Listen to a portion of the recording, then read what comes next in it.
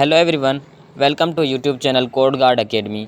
आज की इस नेटवर्क डिवाइस के वीडियो के अंदर हम पढ़ेंगे राउटर के बारे में कि राउटर क्या होता है, जिसके थ्रू हम इसके थ्रू हम कैसे डेटा को ट्रांसफ़र करते हैं और कैसे हम नेटवर्क को कनेक्ट करते हैं। तो router is a network device.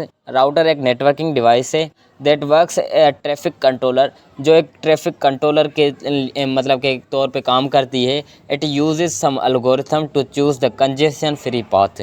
ये एक एल्गोरिथम यूज़ करता है, एक कंजेशन फ्री पाथ फाइंड करता है।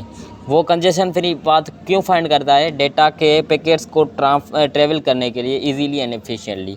मतलब कि जो भी डेटा राउटर के ऊपर ट्रांसफ़र होता है वो क्या करता है कि इसके बाद मल्टीपल पाथ होते हैं कि किस पाथ से डेटा को सेंड किया जाए।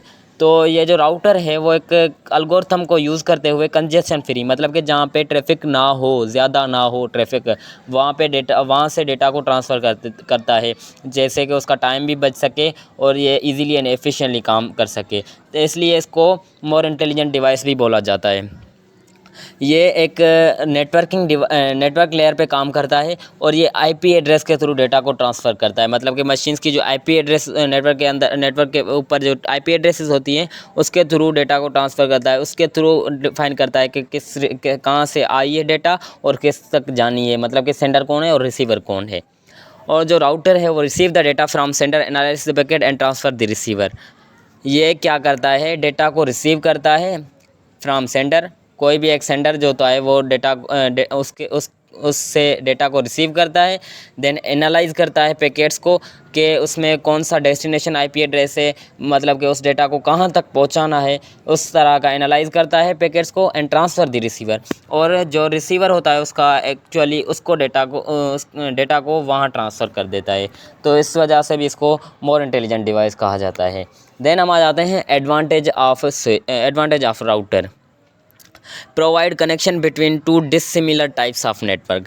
ये क्या करता है कि डिसिमिलर टाइप ऑफ नेटवर्क का कनेक्शन भी हमें बिल्ड करके देता है, जैसे कि वायर्ड और वायरलेस हो गया, ईथरनेट टू इंटरनेट हो गया। मतलब कि डिसिमिलर टाइप के नेटवर्क को हम प्रोवाइड करता है कनेक्शन, ठीक है।